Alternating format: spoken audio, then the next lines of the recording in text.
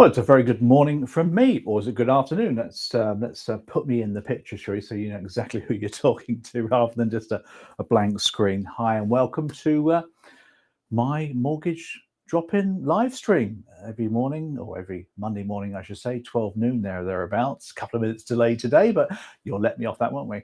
We're good to go on anything new on mortgages. So let's go live here from Tivoli Studios here in Cheltenham. I hope all is working really well for you as well. So I'm going to get cracking with some content for you today. We've got a bit of a special couple of sessions coming up, actually. We're going to do a bit of an overview of the role of the Financial Conduct Authority, the FCA. Pretty interesting stuff. Well, you can make it interesting. It can be dull as dishwater when you read it in a textbook. Of course it can be. It's all legal talk, isn't it? But if you bring it to life and make it relevant for mortgage advisors, it can actually be quite interesting. And we're going to do that because there's not an awful lot of other news in the mortgage sector. It's pretty quiet at the moment. Everybody has their own sort of thoughts and comments.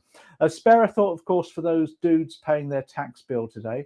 The 31st of January is when self-employed sole traders, plus people who are high rate taxpayers and people who've got company cars or whatever, the PAY, are paying a lot of tax today. So if you see some upset people and some pretty miserable people, you know why. Of course, the government coffers are going to be full of cash today.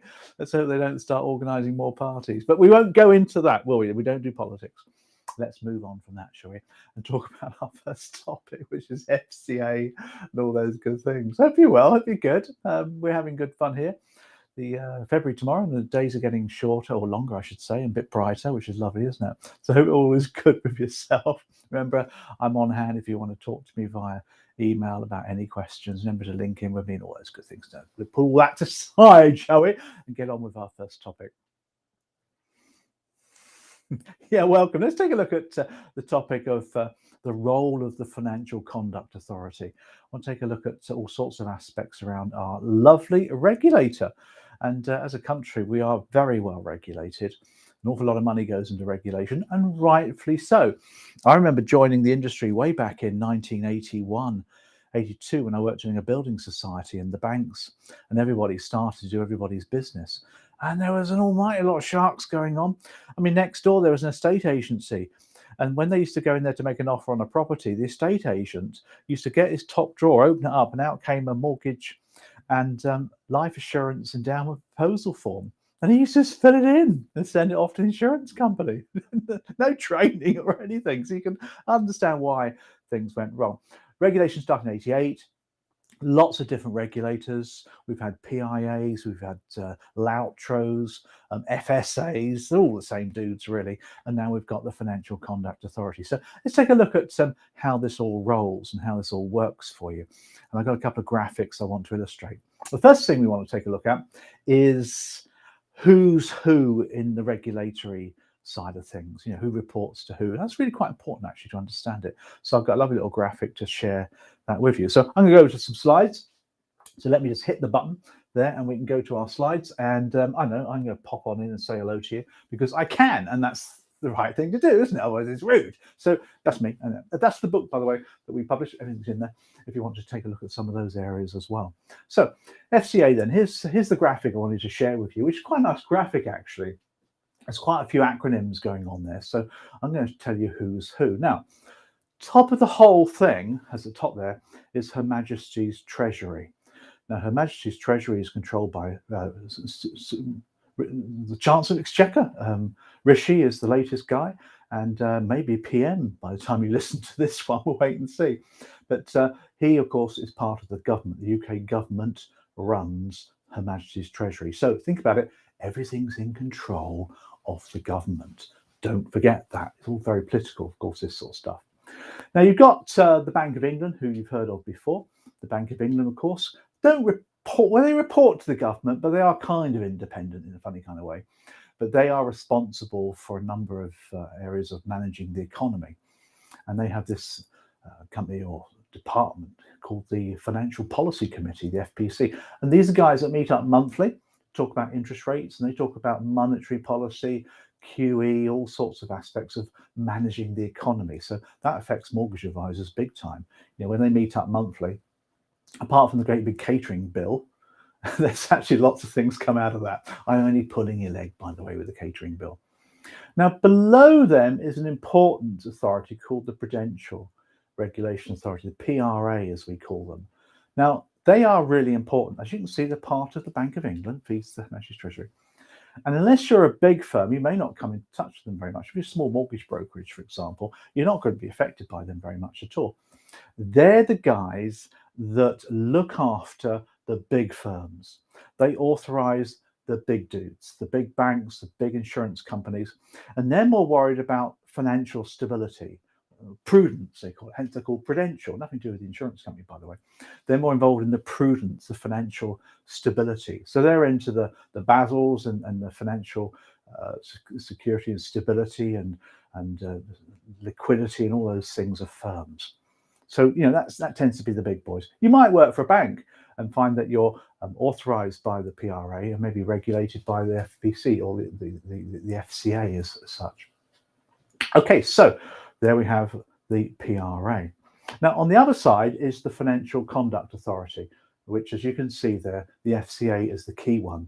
They do feed off. They are part of Her Majesty's Treasury, as you can see. They're not part of the Bank of England. The FCA are the really important people that we need to be aware of, and of course they set all the rules and have all the powers.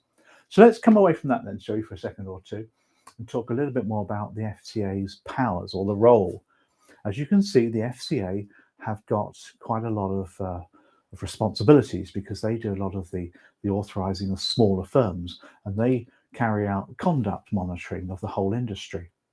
Now, they have three powers, or three objectives, I should say, that they want to achieve. So let's just change the view so we get me talking over here, just to sort of change things up a little bit, shall we? They've got three objectives which you need to be aware of. I'll not write these down because there's only three, so you really do need to remember these. The first objective that the FCA have is the objective of protecting the consumer, looking after the individual consumer. Now, they've been doing this for almost 30 years now, over 30 years, in fact, and rightfully so. It's the average person, it's the consumer who needs protection, which is why the FCA look after those people. They're not really concerned about protecting businesses. So, for example, where you have a buy-to-let mortgage, if it's a consumer buy-to-let mortgage, that's regulated. If it's a business buy-to-let mortgage, that's not. So that's a good differentiator, really. So they look after consumers and make sure they're fully protected, which in my opinion is probably the biggest objective they have, and the one that is where most of their time and effort is boiled around.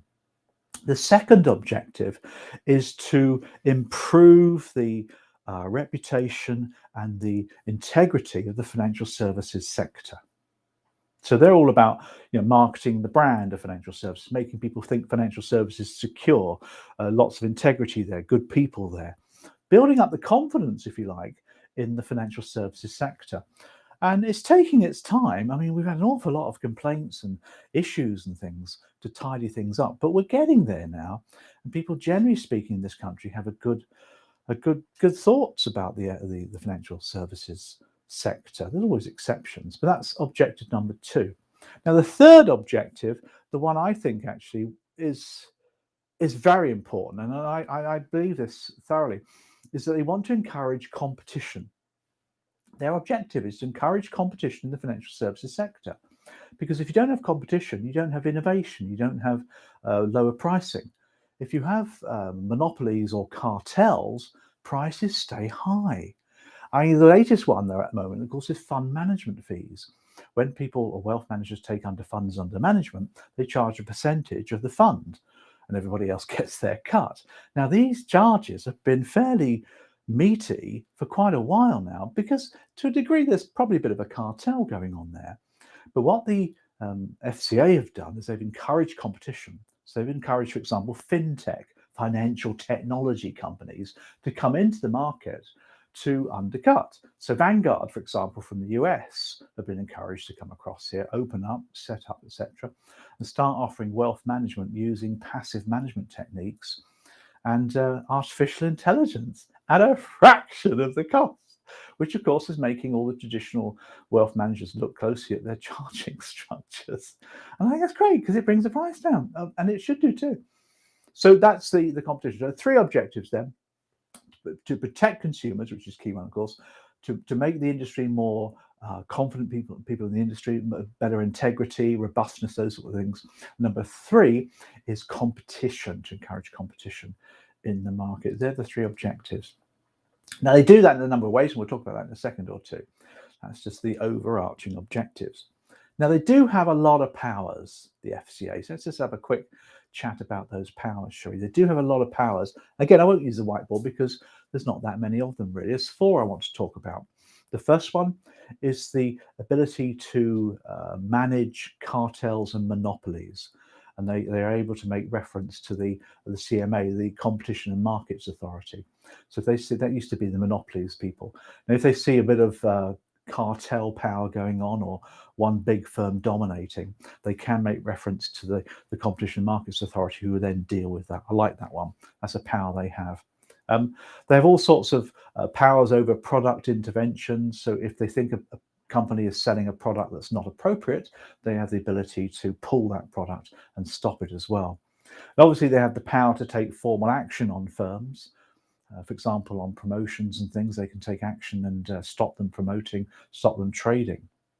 And they have the Financial Services Compensation Scheme system going on, the Financial Ombudsman Service, to redress complaints as well. So they have a lot of powers, the FCA, and rightfully so, because they kind of govern the whole sector at the end of the day. So that's just a short introduction to you to the role of the FCA. Hope that's been useful. Bye. Okay, so there we are. There's our first session for you on the role of the FCA. Not too meaty, really, at the end of the day, because we're looking there at sort of key objectives, really, aren't we, and all those good things. Okay, I think what we'll do is go straight on to our next session that we got planned for you, which is looking at the FCA Handbook and how that operates as well. Yeah, hi, let's take a look at a new session for you on the FCA Handbook. Now, I had a boot camper contact me via email the other day, and she was a bit confused about the handbook.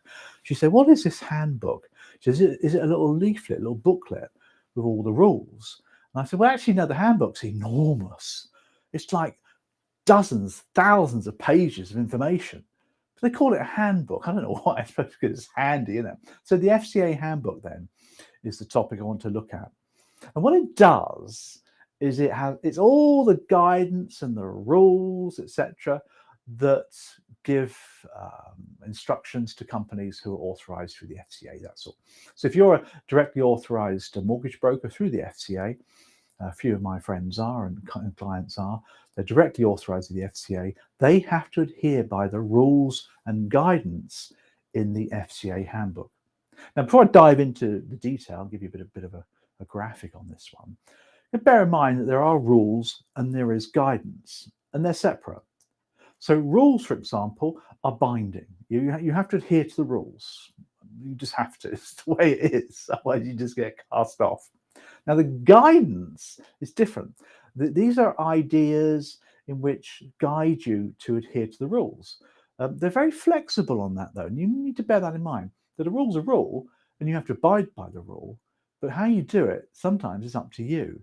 And often they'll give you guidance, they'll give you ideas. And there's an industry of compliance consultants that will also give you ideas for a fee. But then the day, it's the firm themselves that determines how they do it, and therefore whether that's acceptable or not. So don't expect to have every single rule listed down in detail. The problem there, of course, is everyone finds a way of getting around rules. Everybody finds loopholes. When the PIA kicked off back in the 80s, I think it was, 90s, they had rules for everything because everybody just spent time getting around the rules. It's just daft, isn't it? So hence, of course, we have rules and guidance. So what is the FCA Handbook then? Let's take a look at the detail of the handbook and just get you comfortable with that. So I've got a lovely little slide to share with you. So I'm going to whiz over to some slides now. And as always, I'll pop myself in because I can. So let's get on to some slides for you. And we'll take a look at the FCA Handbook, which is the area that we want to focus on today.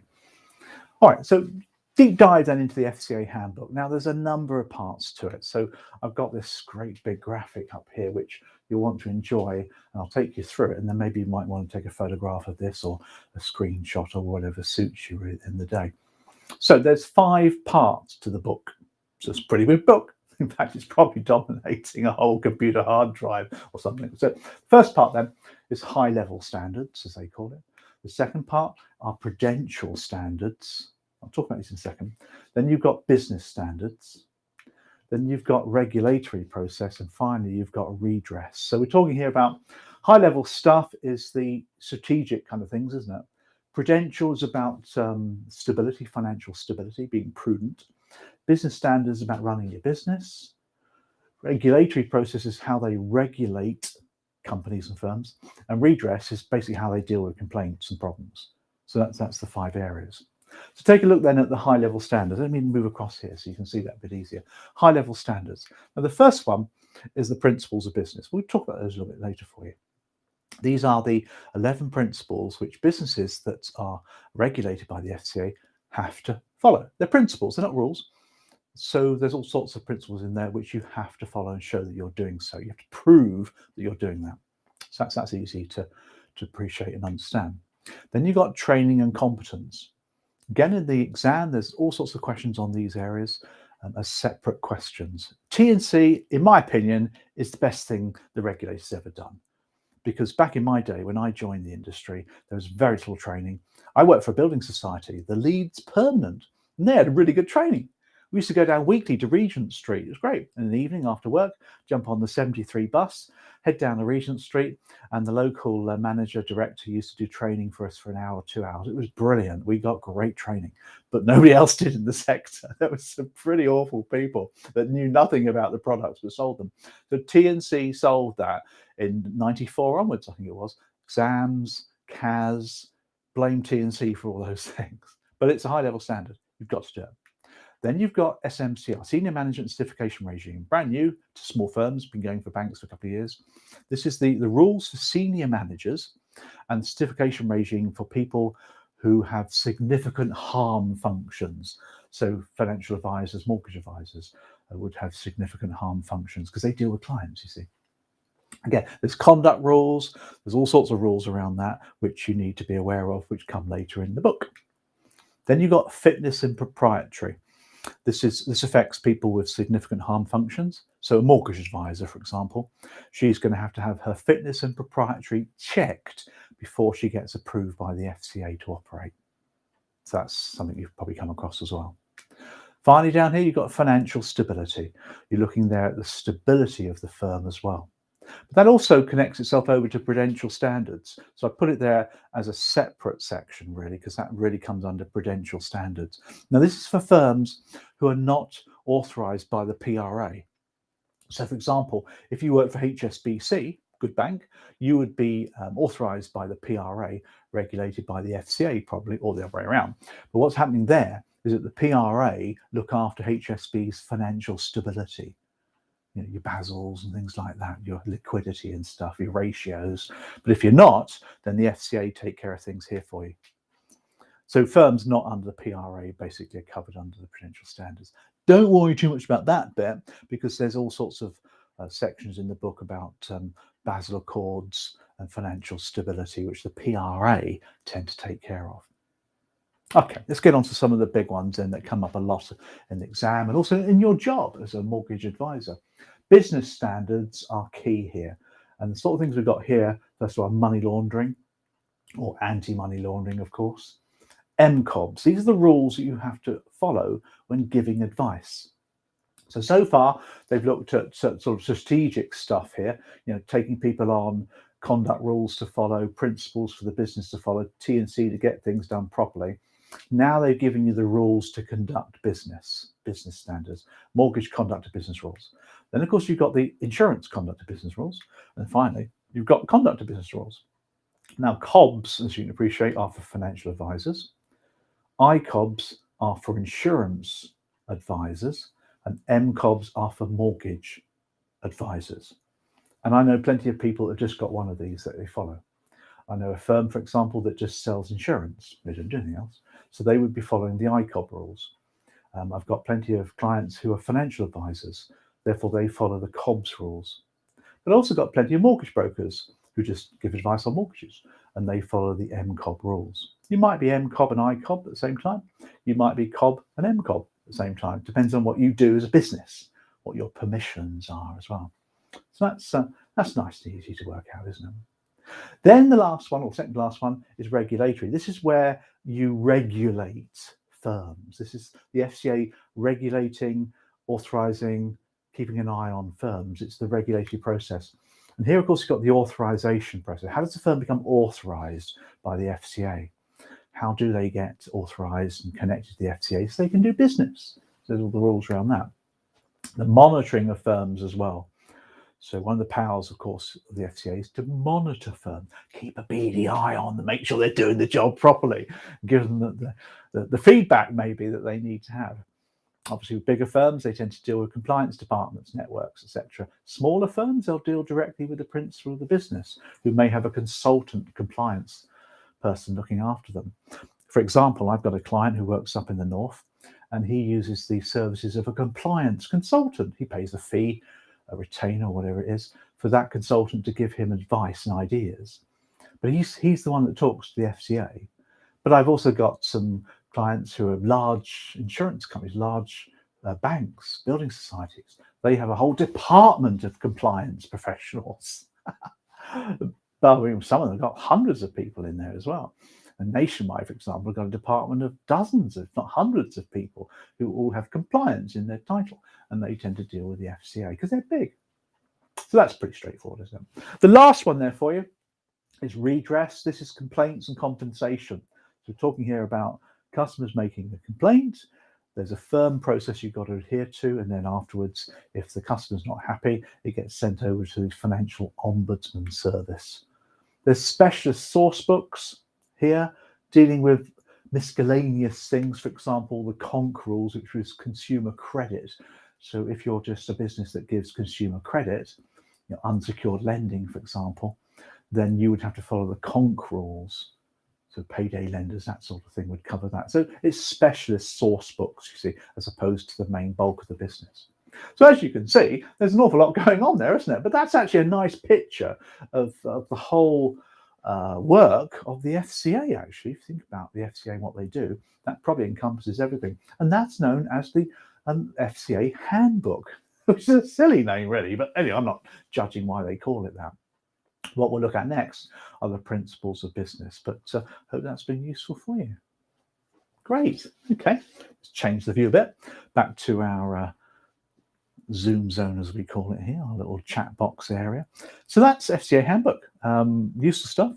Again, nothing in detail there. You just got to have it's getting a good big picture of the whole thing that really matters. So you can see and get an understanding of how it all works. Your next step, of course, is to dive into all of those areas of the book and to understand about T&C, MCOBs, COBs. And that's where the questions in the exam crop up. But if you've done your CMAP and you're just updating yourself, there's nothing wrong with that, then there's probably not a lot of changes since you first took your exam anyway, because regulation doesn't change that much as it goes along. Hope it's been useful. Bye. Alrighty, so we'll call that off then, because it's gone 20 minutes. We tend to keep these live streams about 20 minutes. What we'll do next Monday is we'll continue on with the session for you. We'll take a look at the next couple of areas. I'll take a look at the principles for business. We'll dive into those as well. And then I want to take a look at fair treatment of customers, which is one of the principles which the FCA do hold on to a lot. And then we'll dive into some of the other rules for you. So I hope that's all been useful. Nice little update for you on CMAP 1. Don't forget we have the CMAP 1 revision guide. If you're interested in finding out a bit more about it, you can purchase that from our website. There's our little commercial for you. But YouTube has all the videos, remember, that's going on. What have we got coming up in February? Well, we've got our new, our third Professional Development Foundation kicking off on the 1st of March. So we're going to be doing the marketing and promotion for that this month. Now, the Professional Development Foundation is slightly different to other providers' offerings, because what we're looking to do here is to guide around about 8 to 9 people through all of the skills and processes required to be a mortgage advisor. So, you've got your exams, you've got your equity exams or whatever, and you're looking towards a network to give you your authorization or maybe join a firm. But you want to give yourself a good head start to how it all works. You want to learn about things. You want to learn how to do a sales process, how to do fact finding, how to talk to customers, how to ask questions, how to be a little bit business-minded in the way that you sell, how to secure appointments, how to prospect in the business. So we're taking a lot of people through those with live streams, me presenting and talking and chatting, coaching sessions once a week with me for 20 minutes to see how you're getting on. It's really designed to accelerate you in the sector. That's what it's designed to do. It won't give you CAS. Nobody can give you CAS apart from the company that you join, because that's how they work. But we can certainly accelerate your CAS, make it quicker for you to get it by giving you skills. Now, we don't work with a lot of people. We do this once a quarter. We did one last summer and the autumn, and we're kicking one off for spring. And you get me for a couple of months, actually. I think it's 3 months as well. It's the setup sequence. So we'll talk more about that nearer the time. I thought I put a bit of a plug in for that one. And why not? Because that's what you do, isn't it? That's how it all rolls. Anyway, enough of that. Talked enough. Let's enjoy the rest of the week. Have fun, everybody. Enjoy the sunshine when it starts to go. The daffodils might be coming out soon, which would be lovely, wouldn't it? Snowdrops are definitely out the weekend. Have a lovely week. See you soon.